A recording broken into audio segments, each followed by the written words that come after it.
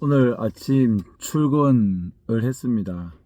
출근을 하고 오늘 하루를 시작하기 전에 마음이 너무나 무겁습니다. 어제 안타까운 사건이 하나 있었습니다. 아침 핸드폰으로 아동 양육시설 자살이라고 치니까 정말 한 4, 50개의 기사가 지금 나오는데, 어떤 기사냐 하면 시설 벌칙 때문에 힘들다, 유서 남기고 숨진 10대, 광주 양육시설 거주 10대 벌칙 스트레스 유서 남기고 숨져, 엄마 미안해요, 양육시설 벌칙 힘들다던 10대 결국 추락사. 여기에 보면 아동 양육시설 생활 벌칙이 힘들어서 추락사, 생활규칙 스트레스로 유서를 남기고 극단적인 선택을 했다. 16살 A군으로 그렇게 기사에 나와 있습니다. 이 기사를 잠시 보면은 A군이 학교를 다녀오겠다고 시설을 나선 뒤에 아파트 옥상으로 향했다. A군은 오후 10시 이후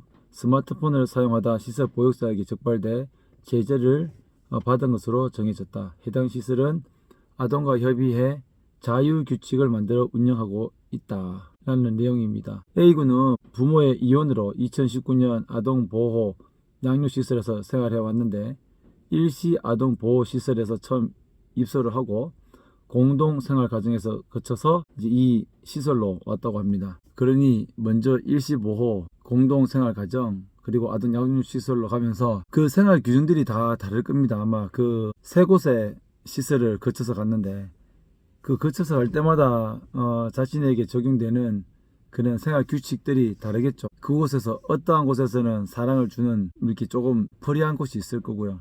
또 사람이 많아지면서 일시보호보다는 아동 양육시설에 가면 보다 좀 체계화된 그런 규칙이 좀 필요하겠죠.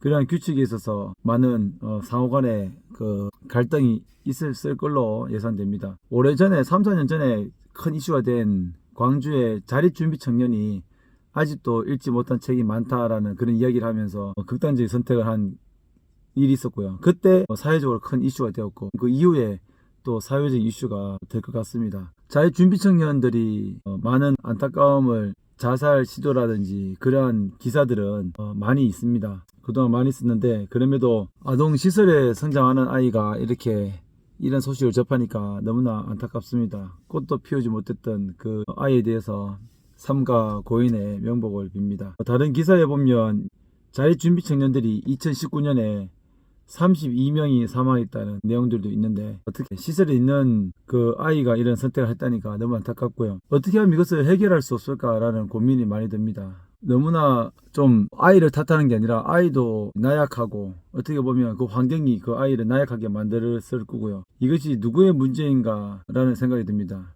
그 학생은 나 하나 죽으면 뭐 아무것도 아니다 이런 생각이 들겠지만 정말 치열하게 또 살아야 되는 상황이거든요. 그런데 그 아이 입장에서 보면, 오늘도 아침에 제가 첫째 아이를 등교를 시켜주면서 뭐 그런 것 같아요. 아이들은 부모에게 당연한 듯이 뭐 달라, 어디에 태아 달라 그런 이야기를 하는데, 당연한 것을 요구하지 못하는 그 아이가 그런 심리적으로 정말 아픔을 가지고 있는 것은 당연하다는 생각이 듭니다. 이러한 일로 인해서 그 주변에 있는 다른 원생들이나 보육사님들이 어떤 생각을 할까? 그 아이들도 아마 치유가, 정서적인 치유도 필요하고요. 모두가 지금 멘붕에 빠졌지 않았을까라는 생각이 들고, 제일 큰 문제는 그 부모 아니겠습니까? 부모의 이혼이니까 그 부모가 책임져서, 이런 일이 생기면 정말 그 보육원에서 아동 양육시설에서 장례를 치러야 하는지, 아니면 친모가 그 책임을 지고 또 장례를 치러야 되는지, 아니면 친모가 나는 괜찮다라고 하면 또 장례를 안 치를 수도 있을 것 같습니다. 이것으로 인해서 또 많은 국민들이, 주변에 시선들이 나빠질 것 같습니다. 아동 양육시설에 성장하면 아이들이 자살 충동을 많이 느낀다, 색안경을 끼고 언제 저런 자살 충동을 가질까라는 그런 또 나쁜 편견을 가질 거고요.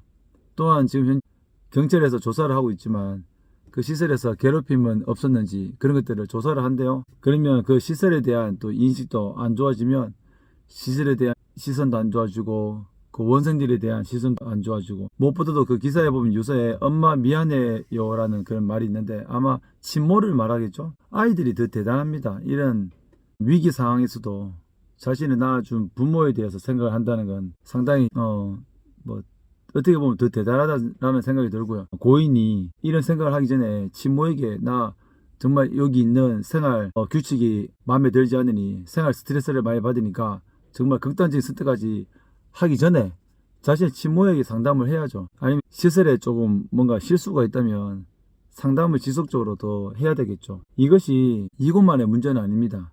정말 많은 시설에서는 정말 아이들의 어떤 핸드폰 저녁에 수거하는 것도 인권 탄압, 인권 침해라는 이유만으로 이 핸드폰을 잠자기 전에 이게 수거를 못하는 실정입니다. 이러한 사회적인 인식 그리고 아동 권리 보장이나 국가의 어떤 아동 이 시설에 있는 아동들에 대한 생활 규칙에 대한 그런 매뉴얼이 필요해요. 오래전에 훈육에 대한 시설의 생활 규칙의 규정에 대한 명확한 것들이 필요하다고 국회에 찾아가서 국회의원을 만난 적이 있는데 너무 아이들의 어떤 자율성이나 아이들의 인권을 그렇게 무시하면 안 된다 그런 이야기를 들었을 때 정말 어떻게 보면 아이들이 인권이 중요하지만 그 자율성을 보장하면서도 그 아이들이 지켜야 될 그 집단 생활에서 지켜야 될 규칙들이 상당히 강력하게 적용이 되어야 합니다. 그렇지 않으면 아이들도 너무나 똑똑하기 때문에 자신들이 마음에 맞지 않는 보육사에 있어서는 같이 집단적으로 그 선생님을 무시하거나 이렇게 선생님에 대해서 따로 그 선생님을 보육원에서 내쫓아야 되겠다. 어떤 거짓말 섞인 그 선생님이 폭언을 했다. 그런 이야기들도 하기도 합니다. 그러니 이 강력한 어떤 생활 규칙이 필요하긴 필요해요. 그러나 이러한 또 극단적인 선택하는 사례를 예방하기 위해서는 정말 아이들과의 지속적인 상담과 지속적인 협의가 필요하겠죠. 그리고 아이들도 집단에서의 생활에 대한 억눌리고 집단적인 폐쇄적인 그런 규칙이 있어서도 어느 정도는 적응을 해야 됩니다. 그것이 어떤 자신의 자율성을 폐쇄시키거나 자신의 인권에 대해서 무시당한다고 생각하는 것이 아니라 어떤 그 상황에서 본인이 치열하게 더 살아가야 되겠다는 그런 마음들이 필요한 거예요. 환경에 지배당하면 극단적인 선택이 이렇게 이루어지는 거거든요. 누구의 모두의 잘못, 아무튼 그 친부모의 잘못이라고 생각을 하고요. 그러나 더 나아가서 요즘에 우리나라에서도 여러 가지 일반 가정에서 성장하는 모든 국민들의 자살에 대한 일들이 너무나 많이 발생하잖아요. 그래서 이것은 단순히 시설에 있었다고 해서 또 이루어진 것이 아니라 누구나 겪게 되는 이러한 자살 문제가 사회적인 문제이기 때문에 우리나라에서도 정말 이 시설뿐만 아니라 국가적인 차원에서 자살을 예방할 수 있는 그런 캠페인이나 그런 정책들이 많이 이루어져야 되고 무엇보다도 시설에 있어서도 이러한 일들이 다시는 발생하지 않도록 그 아이들이 이렇게 자존감을 높여줄 수 있는 그리고 아무래도 보육사님들의 양육 방식이 상당히 중요합니다. 예전보다 훨씬 아이들을 믿고 정말 아동 친화적으로 그렇게 아이들을 양육하는 분들이 대다수입니다. 요즘에 너무 이렇게 막무가내로 아니면 강압적으로 그렇게 해서도 안 되고 하는 사람도 많이 없고요. 그래서 경찰에서 지금 아마 진상조사가 들어가겠지만 누구도 살아있는 사람들 누구도 피해를 당하지 않고요. 어떠한 조금의 부당한 그러한 생활 규칙이었다면 변경을 하고 그에 대해서 상응하는 조치와 처벌이 있어야 되겠지만 남아있는 보육사들이나 그리고 그 옆에서 같이 있었던 원생들이 누구나 다 상처를 받지 않고 그 상처에 트라우마를 갖지 않고요. 좀 이렇게 정상적인 생활을 빨리 할 수 있도록 사회적인 관심도 필요합니다. 아마도 이 사건으로 인해서 더욱더 아마도 더 사회적인 파장이 있을 걸로 예상이 되고 무엇보다 주변에 최근에 저도 그 고등학생이 극단적인 선택을 한 그런 사례에 있어서 장례를 한번 치러준 적이 있는데 그런 것 같아요. 내가 이렇게 죽게 되면 뭐 해결되는 게 없잖아요. 그러니 좀 더 원생들은 치열하게 살아가고자 하는 마음을 좀 가지고요. 또 보육사님들도 아이들의 눈치를 많이 봅니다. 아이들도 그 부분을 잘 기억하고 또 보육사님들도 조금 더 내가 주는 정성과 내가 주는 관심들이 친자식에게 하는 것만큼 되지 않더라도 이것을 의무적인 그런 업무로서만 하는 것이 아니라 정말 사람과 더 정성으로 기 기울여서 아이들을 보살핌으로써 다시는 이런 일이 발생하지 않도록 해야 되겠다는 생각이 듭니다. 우리 모두 함께 좀 고민을 하면 좋겠고요. 저도 조금 더 다음 영상을 찍을 때 그리고 조금 더 활동적으로 이런 문제들이 발생하지 않도록 너무 안타깝지 않습니까? 생활 규칙 스트레스로 인하여 극단적인 선택을 했다. 누구의 잘못인가? 누구의 잘못을 다 말할 수는 없겠지만 다시는 이런 일이 발생하지 않아야 된다는 그런 정말 간절함과 그 다음에 저도 보육원에서 성장한 그런 사람으로서 조금 더 우리 원생들이 치열하게 고민하고 무언가 이 환경에서